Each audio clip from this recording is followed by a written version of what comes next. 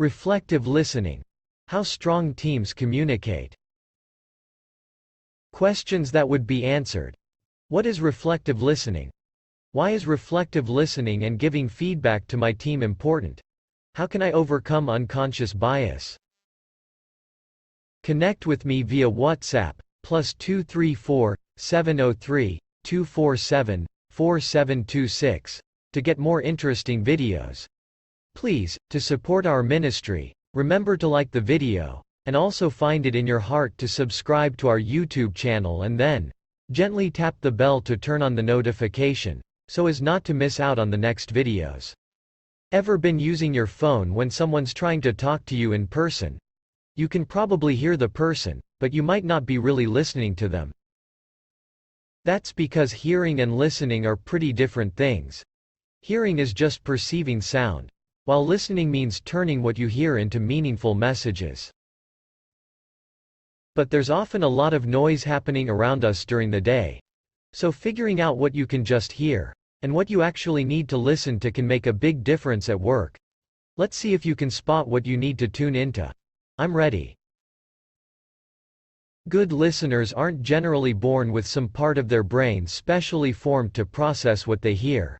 Many of them practice reflective listening.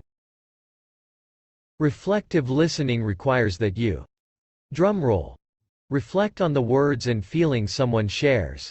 It's the difference between nodding politely when someone tells you about their workload, and actually considering what they're going through. This is crucial for managers, but it's important at all levels. Really taking in what your team members, clients, customers, and vendors are saying can help you adjust situations to make work better for everyone. Reflective listening can also help you give better feedback. When you know and understand someone's issues, it's easier to give constructive criticism, and avoid hitting an emotional brick wall they've put up to guard against hurt feelings. Let's imagine Susie's Symphonia, where Susie and her team sell musical instruments to schools.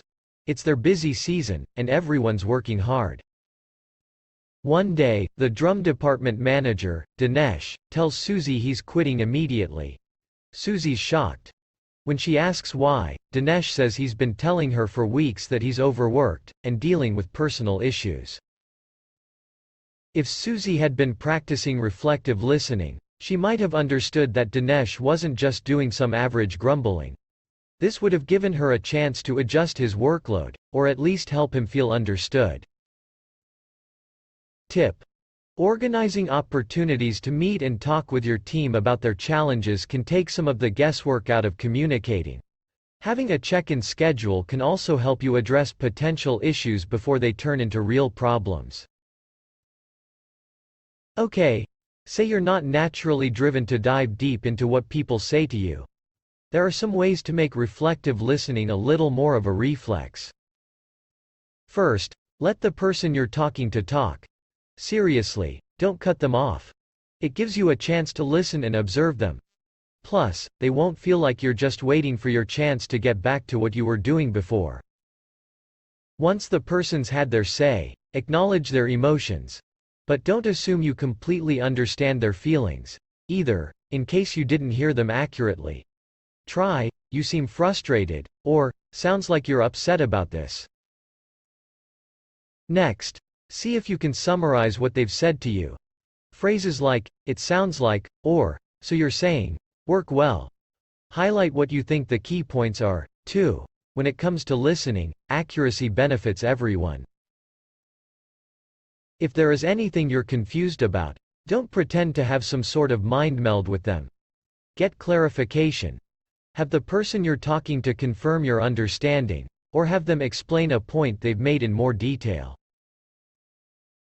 When it's clear you do get what they're saying, respond with empathy. You can say, "I see why this matters to you," or, "I can understand why you'd feel like that."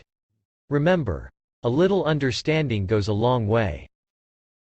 Tip: even though there are some key phrases you can use for reflective listening, it's important to tap into the empathy that comes naturally to you. People want to feel like they're talking to a real person, not the conversation robot. Now, reflective listening is only one part of communicating well. You'll also want to make sure that you can give good feedback. Feedback isn't just telling people that they're doing a good or bad job. It's how you get your team to adjust their performance, so they can take on bigger challenges. Being constructive is key. Giving someone negative feedback. Ask yourself if you had defined what you expected of them before they started working. It's not cool to tell people they're failing if they didn't know what they needed to do in the first place. State expectations clearly and consistently, so that when you give feedback, everyone on your team feels like it's fair. The last thing you want is for people to feel like you're judging them more harshly than their teammates. But fairness has a secret enemy: unconscious bias. And fighting this foe means knowing what you're up against. Unconscious bias is when past experiences, cultural context, and social stereotypes alter our actions without us even realizing.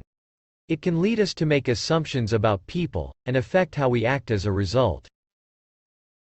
Say, a hidden part of your brain assumes people in their 20s can't take tough feedback.